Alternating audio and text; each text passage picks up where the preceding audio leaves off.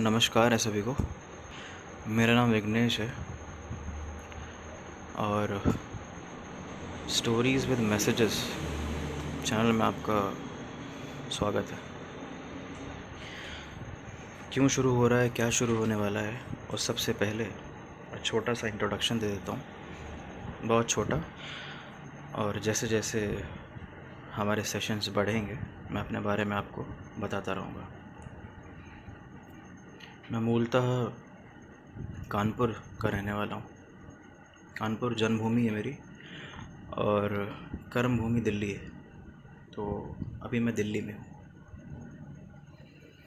वहाँ से यहाँ तक का जो सफ़र है उसके जो वासुदेव हैं, मैं ये नहीं कह रहा हूँ कि कानपुर में अगर मैं रहता तो बिगड़ जाता है, कुछ हो नहीं पाता, जैसे कि बहुत ही लोगों को अपनी जो जन्म स्थान है वो छोड़ना पड़ता है, वैसे मुझे भी करना पड़ा अपॉर्चुनिटीज़ को गेन करने के लिए, डेवलपमेंट के लिए।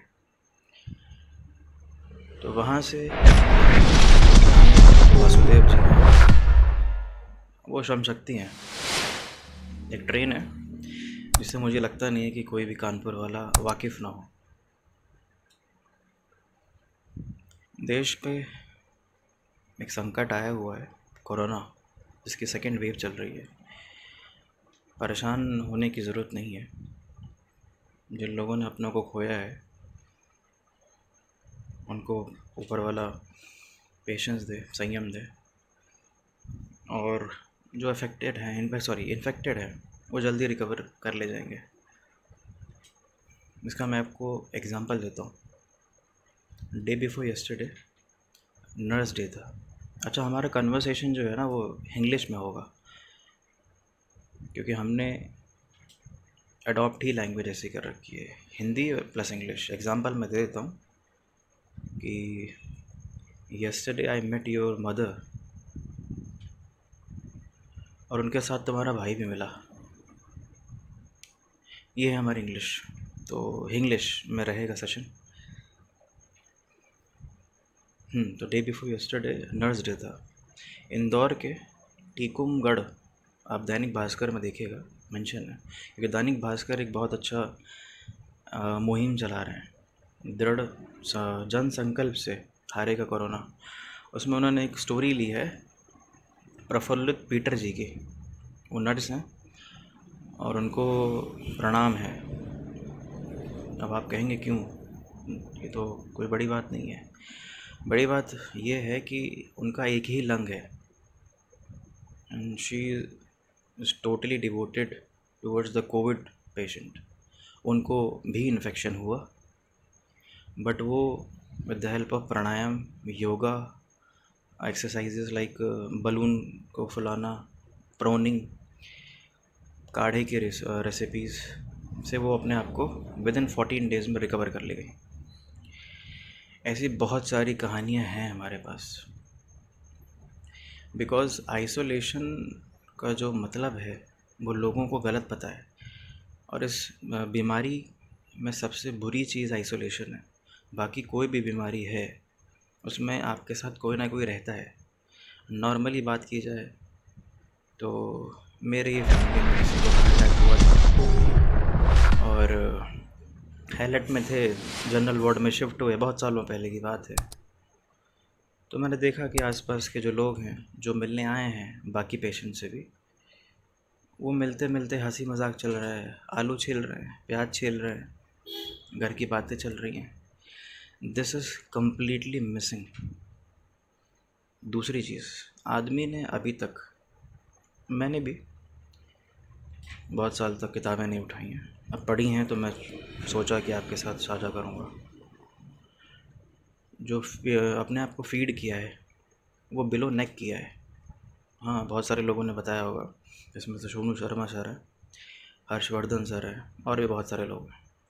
हमने माइंड पे काम नहीं किया। फलाने के बच्चे ने कुछ कह दिया तो उनके पूरे बच्चे, उनके माँ बाप बात नहीं करेंगे। जब सब नॉर्मल हो जाएगा फिर सब बात करने लगेंगे।